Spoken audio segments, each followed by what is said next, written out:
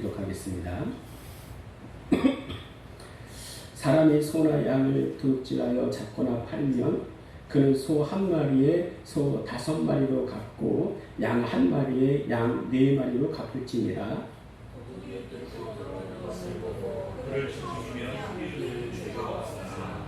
해 돋은 후에는 피 흘린 죄가 있으리라. 도둑은 반드시 배상할 것이나 배상할 것이 없으면 그 몸을 팔아 그 도둑질한 것을 배상할 것이요. 도둑질한 것이 사람의 손에 있으면 소나 작거나 양을 막으라고 간절을 배상하라. 아멘. 할렐루야. 우리 서로를 향해서 주님 뜻대로 삽시다, 거룩하게 삽시다 서로 축복하며 인사하시겠습니다. 거룩하게 삽시다. 자, 말씀 듣기 전에 고백합니다. 시작. 성령님 말씀하소서 내가 듣겠습니다. 성령님 깨닫게 하소서 내 마음을 열어주소서. 다음 주부터 계속 쭉 할 거예요. 성령님 말씀하소서 내가 듣겠습니다. 성령님 깨닫게 하소서 내 마음을 열어주소서. 그렇죠? 오늘 출애굽기 22장은요 크게 배상에 관한 것과 도덕법이 나와 있습니다. 어떤 분은 그럴 수가 있어요. 아니 성경은 세상이 알지 못하는 영적인 부분을 다뤄야지 이런 거 우리가 알아서 뭐합니까? 아니 이런 거는요 그 당시 이스라엘 사람들에게 필요하지 나와는 아무 상관이 없습니다. 이럴 수 있어요. 과연 그럴까요? 이 말씀은 영적인 말씀이 아닐까요? 참 성경은 어떻게 말씀하시는가 우리 주보에 있는데요. 디모데후서 3장 16절 같이 읽겠습니다. 시작. 모든 성경은 하나님의 감동으로 된 것으로 교훈과 책망과 바르게 함과 의로 교육하게 유익하니. 자, 여기서 모든 성경이라고 했으니까요. 오늘 우리가 읽은 이 말씀도 여기에 분명히 해당될 겁니다. 아멘. 자, 성경이 4가지 목적이 있는데 처음에 뭐라 그랬어요? 교훈과 책망과 바르게 함과 의로 교육하. 교훈이 뭐예요? 교훈이. 삶의 길을 가르치고 방향을 제시하는 겁니다. 근데 여러분 이게 바로 율법이에요. 자, 율법이 총 몇 가지가 있다고 했습니까? 13가지, 613가지가 있습니다. 그런데 율법 지켜서는 절대로 구원받지 못해요. 율법의 역할이 뭡니까? 내게 생명이 없어. 그러기에 생명 되신 분을 바라봐 하고 방향을 탁 제시하는 게 바로 율법이 주는 교훈입니다. 방향 제시야, 방향 제시. 자, 두 번째, 책망이 뭐예요? 책망. 잘못된 것을 잘못됐다고 드러내는 거예요. 그렇죠? 그런데 책망으로만 끝내면 안 되고 반드시 회개로까지 가야 됩니다. 내가 정말 잘못했구나. 그래서 하나님께로 돌아가야 되겠구나. 회개 앞까지 끌고 가는 것이 책망의 목적이라는 거예요. 자, 세 번째, 바르게 함이 뭡니까? 바르게 함. 잘못된 길을 교정하고 올바른 길로 들어서는 거예요. 이게 진짜 회개입니다. 이 진짜 회개를 세례 요한은 어떻게 말씀하시는가? 너희가 회개하고 회개에 합당한 열매를 맺으라 그러신 거예요. 여기까지 와야 진짜 회개입니다. 자, 그렇다면 네 번째 의로 교육은 뭐예요? 신앙인으로서 성숙하게 성장하도록 훈련하는 거예요. 자, 이스라엘 백성들이요 애굽에 430년 동안 있었을 때 얼마나 그들의 몸과 마음이 피폐해졌을까요? 저들에게 신앙이 남아 있었을까요? 없었을 거예요. 하나님에 대한 갈망이 남아 있었을까요? 없었을 거예요. 담대함이 있어요? 없어요? 없어. 열정이 있어요? 없어요? 없어요. 능동적 행동? 없었을 거라고요. 그죠? 남의 부림에 익숙한 노예로서의 일상을 살고 있었을 뿐입니다. 자, 그런데 하나님께서는 그들을 뭐라고 말씀하시는가? 우리 주보에 있는데요. 출애굽기 12장 40절 41절 한 절씩 기록하겠습니다. 이스라엘 자손이 애굽에 거주한 지 430년이라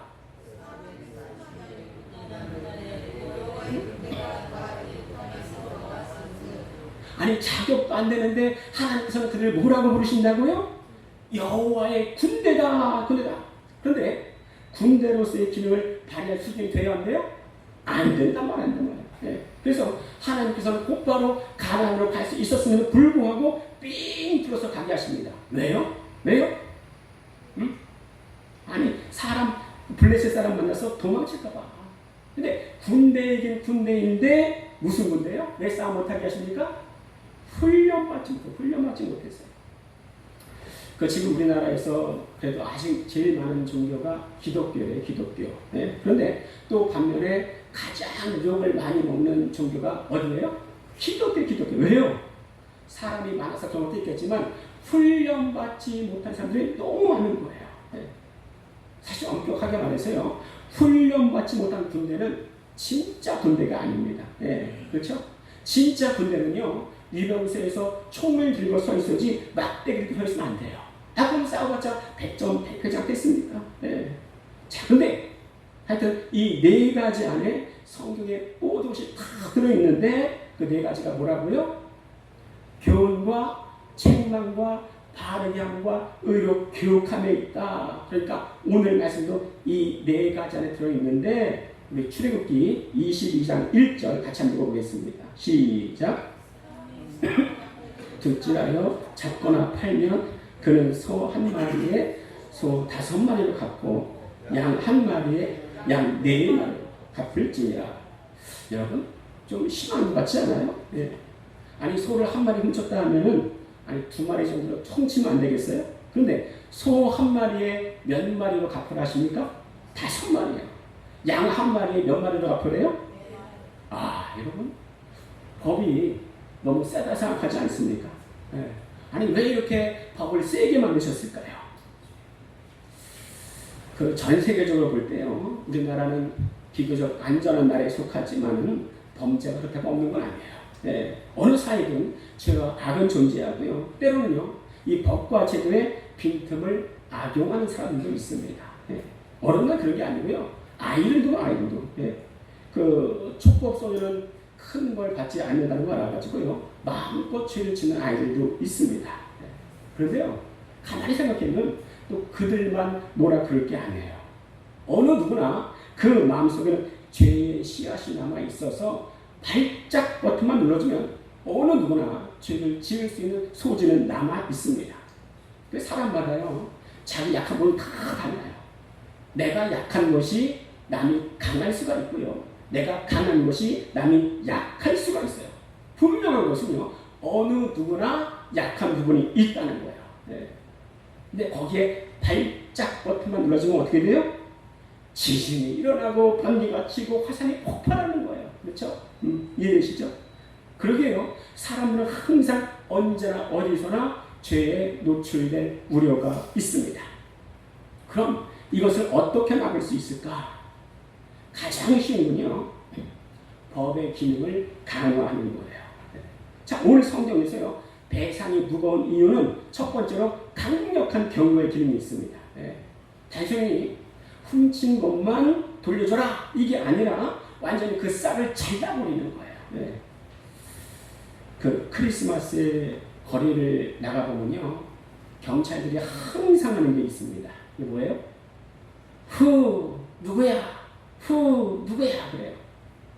알아들을 사람은 알아들으세요. 후 누구야? 후 그래요. 우리는 크리스마스를요 예수님 나신 날로 지키지만은 불신자들 어때요? 부어라 마셔라 부어라 마셔라 즐거운 축제의 날로 삼고 술을 옴팡지게 먹고 차를 몰고 다닙니다. 만약에요 음주운전 한 번에 사형한다면 음주운전 하시겠어요? 안 하겠어요? 음주운전 안 하면 하시겠어요? 안 해? 그래요. 자, 사형이니까 좀 심한가요? 심해요? 그러면 좀 낮춰서 우리가 다 돈을 좋아하죠. 다 돈을 좋아합니다. 얼마나 돈을 좋아하는지 뭐니 해도 뭐니가 최고다 이런 말이 있습니다. 그런데 우리가 한 번 죄를 지을 때마다 통장에서 50만 원씩 사라진다. 그럼 죄를 지겠어요? 근데 어른들도 돈을 좋아하는데요. 깐난장이 아이들도 돈을 좋아하는데요. 네. 요새는 아이들이 다 병원에서 태어나죠. 네. 그러니까 우리 이명 목사님 병원에서 태어났어요? 집에서 태어났어요? 병원이요? 네. 네. 우리 때만 해도요. 집에서 태어나는 경우가 참 많이 있었습니다. 그래서 산모가 와서 산모가 산모가 아니죠. 산모가 오는 게 아니지. 산파가 와서 아이 낳는 것을 도와줬어요. 저희 가정도 그런데 저희 가정이 3남 1녀가 있는데 형과 제가 둘째인데 저와 셋째까지는 집에서 낳고 이제 막내는 병원에서 낳았어요. 저 날 때 제일 힘들었대요. 왜 그래요? 그랬더니 머리가 커서 안 나왔대. 그래서 제가 저도 집에서 낳았습니다. 그 하루는 산모가 우리 엄마가 아니라 이제 산모가 애를 낳는데 엄청 힘들어하는 거예요. 주변에서 애야 나와라, 엄마가 힘들다, 빨리 나와라 많이 해도 도무지 애가 들을 리가 없죠. 그때 노련한 산파가 한마디 했더니 애가 쑥풍 나오더랍니다. 무슨 말 했냐면은 아이야 빨리 나와, 내가 돈 줄게. 그랬더니 쑥풍 나오더라는 거예요. 어른만 돈을 좋아하는 게 아니고요, 이렇게 아이도 돈을 좋아합니다. 자, 근데 이 좋아하는 돈이 한 번 죄를 지을 때마다 50만 원씩 사라진다. 죄를 지겠습니까? 안 죽어요. 성경에 빼앗는 근거가 뭐예요? 강력한 경고의 기능이 있습니다. 돈이 사라지는 게 무서워서라도요, 죄를 짓지 못하고요. 무서워서요. 근데 인간이 마음껏 죄를 짓는 이유가 뭐예요? 인간의 나약함이기도 하지만요, 하나님의 무서움을 몰라서 그래요. 하나님은요, 두 속성 갖고 계신데, 하나는 무서운 하나님, 또 하나는 사랑의 하나님, 두 속성이 있습니다. 근데 우리는요, 두 양면 하나님을 다 체험해야 돼요. 여러분, 죄인이 어떻게 회개할 수 있습니까? 무서운 하나님 만나니까 회개하게 되는 거예요. 왜? 그분이 나를 최후의 심판하실 것이니 그것을 내가 믿고 지금 회개하는 겁니다. 우리 히브리서 9장 27절 우리 성경 주고 있는데요. 같이 한번 읽어볼까요? 시작. 한 번 죽는 것은 사람에게 정해진 것이요 그 후에는 심판이 있으리니. 여러분 믿습니까? 심판이 무서워서라도요 죄를 짓지 말아야죠. 회개하게 됩니다. 제가 아는 어떤 권사님이 계신데요, 그분이 젊을 때에 예수 믿게 된 이유가 있는데, 예수 믿지 않으면 지옥 갑니다. 이 말 듣고 너무나 무서워서 교회에 나오고 예수 믿게 됐다는 거예요. 근데 지금도 얼마나 신앙생활 이쁘게 하는지 몰라요. 이쁘게 하는지 몰라요. 우리 예전에 전도할 때에 전도 내용이 뭐였습니까? 딱 8글자예요. 예수 천국 불신치요. 이게 다예요. 결론은 이거 말하려고 전도하는 거예요. 근데 지금 어때요? 지금 세상이 어느 때인데 그런 과거에 유치한 방법으로 불신자에게 다가서냐? 그럼 한 명도 교회 안 나온다. 이런 말을 해요. 여러분, 교회에요, 수십, 수백, 수천 명이 몰려도요, 그 영혼이 구원받지 못하면 교회에 존재 가치 이유가 없습니다. 구원받지 못한 1000명이 교회에 앉아있는 것보다도요, 구원받은 10명이 교회 안에 있는 게 하나님 보시기에는 더 아름다운 거예요. 또 어떤 일을 볼 수 있어요. 아니, 교회에서 예수 천국 불신조 이거 말하면 다야. 세상에서 소금과 빛의 역할을 해야지 하시는데요. 아니, 하나님의 무서움을 아는데 지옥의 무서움을 아는 사람이 세상의 소금과 빛이 안 되겠냐고요. 두려운 하나님이 계신데 막 살겠냐 이거예요. 자, 그런데 요게 누구의 역할이에요? 무서운 하나님 만나서 회개로 들어가고 하나님의 뜻대로 살게 하는 게 이게 바로 율법의 역할입니다. 자, 그런데요, 이 율법에 이끌려서 이 막바지에 이르게 되면은 어떤 고백을 할 수밖에 없는가? 우리 성경을 찾아볼게요. 로마서 7장 18절 19절을 주고였고 성경 같이 한번 찾아보겠습니다. 로마서 7장 18절 19절입니다. 로마서 7장 18절 19절 한 절씩 교독하겠습니다.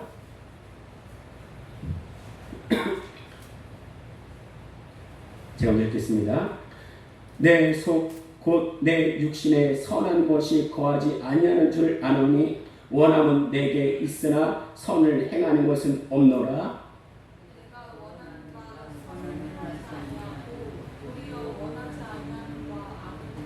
여러분, 이게 누구의 고백이에요? 바울의 고백. 내 영혼은 하나님의 법을 따르기 원하는데 내 육신이 말을 안 들어먹어. 그래서 하는 바울의 고백이 뭡니까? 우리 로마서 7장 24절 함께 읽겠습니다. 시작. 오라, 나는 곤고한 사람이로다. 이 사망의 몸에서 누가 나를 건져내랴. 여러분, 이 곤고함을 헬라어로요 칼라이포로스라고 하는데 괴로워하는, 비참한 이런 뜻이 있습니다. 예. 내가 정말 하나님의 뜻대로 살고 싶은데 안 되고 안 되는 거 너무 괴로워. 내가 하나님의 사도인데 비참해지는 것 같아. 오라, 나는 곤고한 사람이로다. 누가 고백이에요? 바울의 고백인 바울의 고백이에요. 결국요, 무서운 하나님 알고 율법이 어떠함 알고 내 상태를 알게 되면 우리 로마서 7장 24절의 고백을 할 수밖에 없습니다. 여러분, 이 고백 다 해보셨습니까? 여기에 다다라야 진정한 회개를 할 수가 있습니다. 아, 정말구나. 내가 정말 이러한 상태구나. 혹시 나의 이런 모습 때문에 하나님께 미움받는 거 아닐까? 내 죄악이 너무나 크고 중하구나. 바울의 고백을 할 수밖에 없다는 거예요. 그런데 이게 바로 율법의 기능이자 역할이라고요. 네. 그럼 이 상태까지 온 사람을 하나님은 그냥 내버려 두시는가? 우리 함께 7장 25절, 8장 1절, 7장 25절 제가 읽겠습니다. 우리 주 예수 그리스도 말미암아 하나님께 감사하리로다. 그런즉 내 자신이 마음으로는 하나님의 법을, 육신으로는 죄의 법을 섬기노라. 로마서 8장 1절 시작. 결코 정죄함이 없나니. 자, 여러분, 7장의 마지막 절은요, 내가 하나님 법 따르고 싶지만 실제로 세상의 법을 따라갔구나. 좌절감, 자기 혐오, 절망감이 일어납니다. 여러분, 이게 율법의 역할이에요. 율법의 역할. 예.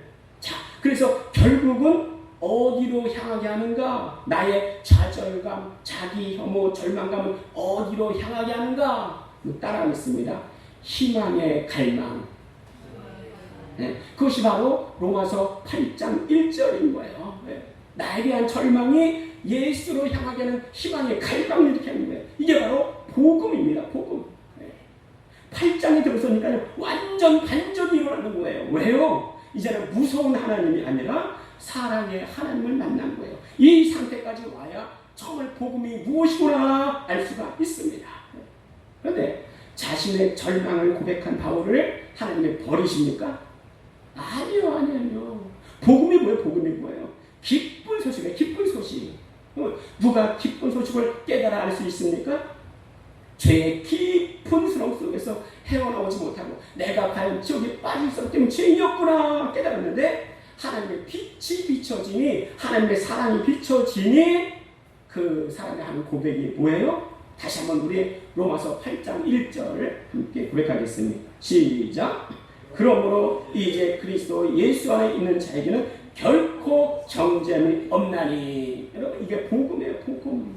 복음은요, 정말 하나님이 무서운 분이시구나. 나는 그 앞에서 뭐라고 한마디 하지 못하고 지옥으로 향할 수밖에 없는 죄인구나. 나는 어찌하면 좋을까 탄식하던 사람이 예수님이 그런 나를 위해서 십자가에 피 흘리신 사건으로 인하여 내가 살아났구나, 자유함을 얻었구나, 가슴 철저하게 느끼는 사람이 지금 우리가 읽은 로마서 8장 1절의 고백을 할 수가 있는 것입니다.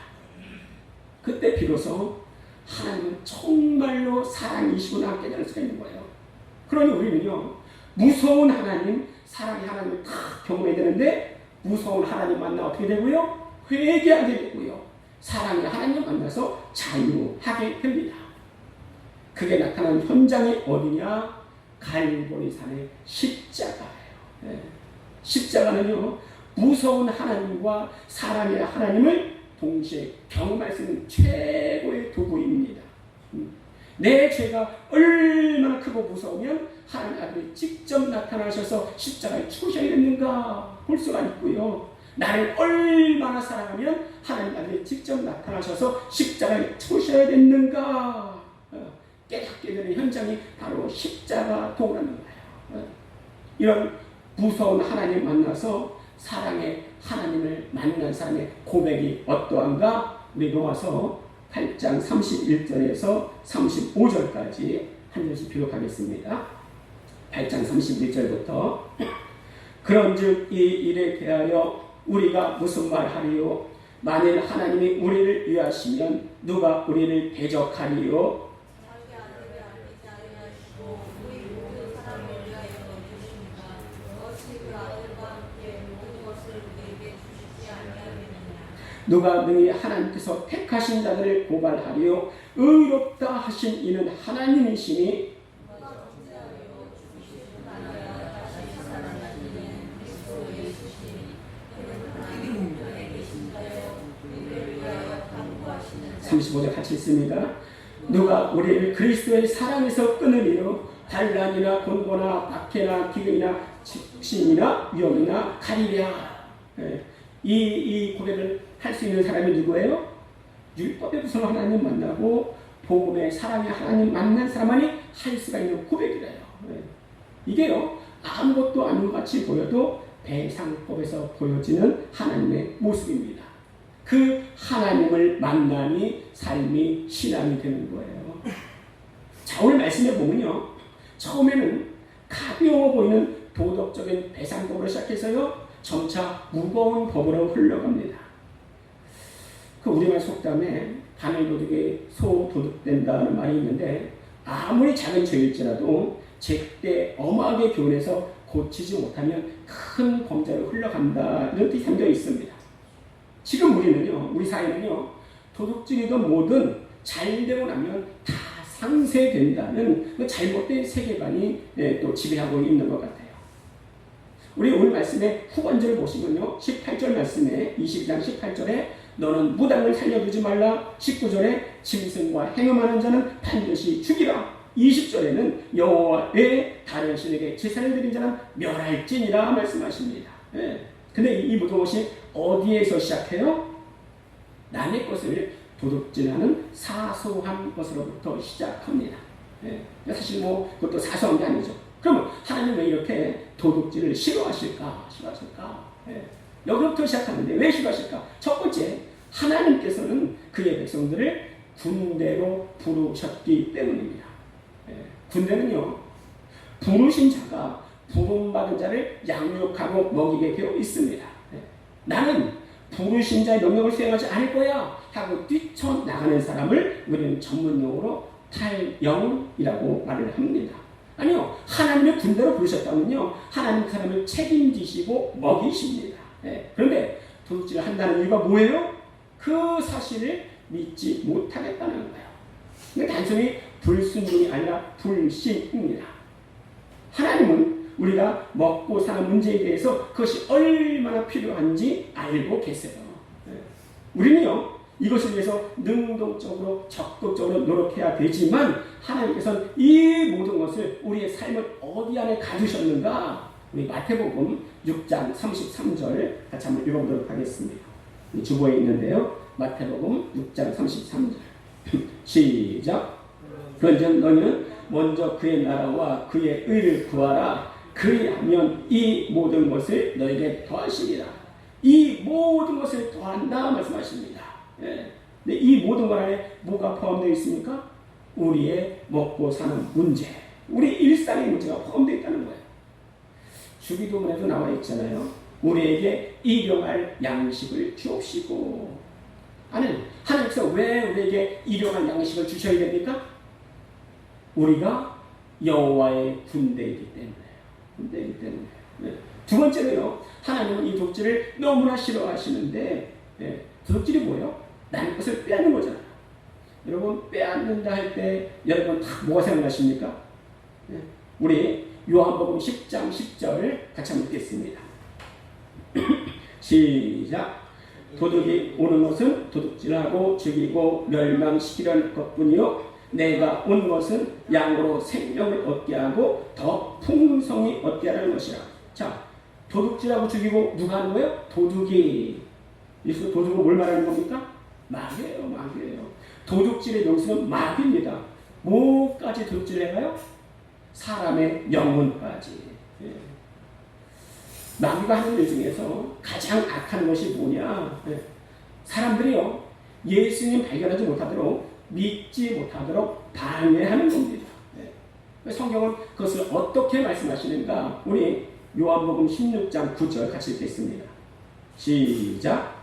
죄에 대하여라 함은 그들이 나를 믿지 아니하며. 예수님이 제가 뭐라고 그랬습니까? 예수님 믿지 않는 게 죄라고 말씀하셨습니다. 이 죄로 말미암아서 수많은 영혼들이 지옥으로 떨어지는 거예요. 자, 그러면 그들이 왜 믿지 않는가? 믿지 않는가? 우리 불신자에게 유관순도나 믿어? 믿지 당연하지, 역사적 인물인데.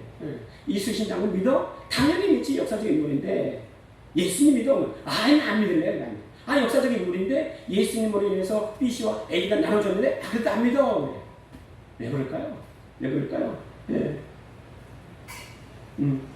영생을 알리려는 이 말씀에 왜 반응하지 못하는지, 그 배후에는 도둑질하는 마귀의 유혹이 있습니다. 영적인 거예요. 우리 고린도후서 4장 4절 같이 읽겠습니다. 시작. 그 중에 이 세상의 신이 믿지 아니하는 자들의 마음을 혼미하게 하여 그리스도의 영광의 복음에 광채가 비치지 못하게 하니 그리스도는 하나님의 형상이라. 그렇죠? 그 중에 이 세상 신은 마귀인데 마귀의 혼미케 함으로 인해서 예수 그리스도를 받아들이지 못하게 한다 말씀하고 있는 영적인 일이에요. 자, 근데요, 우리가 성경을 볼 때요, 오늘 말씀뿐만 아니라 성경 이것저것 볼 때요, 내 죄책감이, 내 죄가 떠오르는 것 같아요. 나는 그 정도는 아니지, 나는 여기 해당한데, 이럴 사람이 한 명도 없습니다. 한 명도 없습니다. 그럼에도 불구하고 우리는 거룩하게 살아야 되는데, 최고의 거룩이 뭐냐? 따라하겠습니다. 회개하고 예수 믿는 겁니다.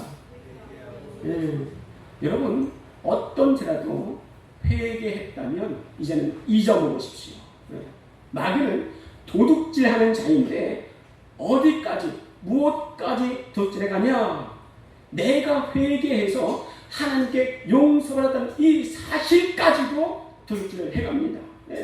그렇다면 내가 회개했다면 잊어보십시오. 하나님도 잊어먹으셨습니다. 그 예전에요, 제가 그 성수동교회에서 그 전도사 생활을 했는데, 그 동료 전도사님과 친구들이 있을 적으로 했는데, 그때는 그 성수동 이마트가 있었어요. 이마트에서 식사를 하고 나오는데 아이를 업고 가는 아빠의 모습을 보였습니다. 근데 지금도 그 아이의 말이 잊혀지지가 않아요. 등 뒤에 업혀가는 그 아이가 무슨 말 하냐? 아빠 미안해. 뭐가 미안해? 근데 뭘 잘못했는지 말하지도 않고 또 말합니다. 아빠 미안해. 신기한데요. 아니, 아빠가 무슨 죄인지도 듣지도 않았는데 알았어, 괜찮아 말을 합니다. 또 아이가 또 말하는 거예요. 아빠 미안해. 하는데 제가 다른 전도사님이랑 같이 있는 관계로 그 자리를 벗어났기에 또 무슨 말을 했는지 모르겠어요. 자, 근데 만약에 계속 그 아이가 아빠 등에 엎여서 아빠 미안해, 아빠 미안해, 아빠 미안해 이랬다면 과연 아빠가 좋아했을까? 과연 마음 아파하지 않을 수가 있었을까요? 그거는요, 자기의 죄악을 낱낱이 고하지 않고 뭉뚱그려서 회개를 하라는 말이 아니에요. 내가 내 죄를 이실 짓고 있으면 하나님은 용서하십니다. 우리는 더 이상요, 과거에 지난 죄로 인해서 아파 울며 괴로워할 것이 아니고, 이 미래에 내게 맡겨주신 사명을 위해서 내가 어떻게 걸어가야 할 것인가, 이거 신경 쓰는 것이 하나님 보시기에 더 아름다울 거예요. 내 사명이 뭐예요? 내 사명이 말씀을 보면서 내가 죄인이구나, 내가 죄인이구나, 내가 과연 하나님의 자녀인가 보다는 나는 방주로 인도하는 구명꽃 그다, 이 말씀을 더 기억하시기 바랍니다. 우리를 뭐라고 말씀하세요? 이스라엘 백성들이요, 수준이 안 돼요. 수준이 안 돼요. 그 이스라엘 백성을 하면서 하나님 뭐라고 말씀하십니까? 여호와의 군대다 말씀하셨어요. 수준도 안 되는 우리 향해서 하나님 뭐라고 말씀하십니까? 너는 세상의 소금이요 빛이다 말씀하시는 거예요. 근데 우리 죄인이다 이 한 말씀만 붙잡고 내가 죄인이야 내가 죄인이야 아니야 밖으로 나가 너 일터는 세상이야 그러는데 죄인이야 죄인이야 이 말씀을 붙잡고 있다면 그 어린 아이를 업고 가는 아빠의 마음과 다를 바 없겠다 하는 생각이 들었습니다. 우리에게 주시는 말씀은 뭐예요? 마지막으로 히브리서 10장 39절 읽고 우리 기도하도록 하겠습니다. 히브리서 10장 39절 시작. 우리는 뒤로 물러가 멸망할 자가 아니요 오직 영혼을 구원함에 이르는 믿음을 가진 자니라. 아멘. 우리가 믿음을 가진 자입니다. 믿음을 가진 자에게 하나님 뭐라 말씀하십니까? 뒤로 물러가. 너는 뒤로 물러가 멸망할 자가 아니고 오직 영혼을 구원함에 이르는 믿음이 있는 자야. 우리에게 말씀하십니다.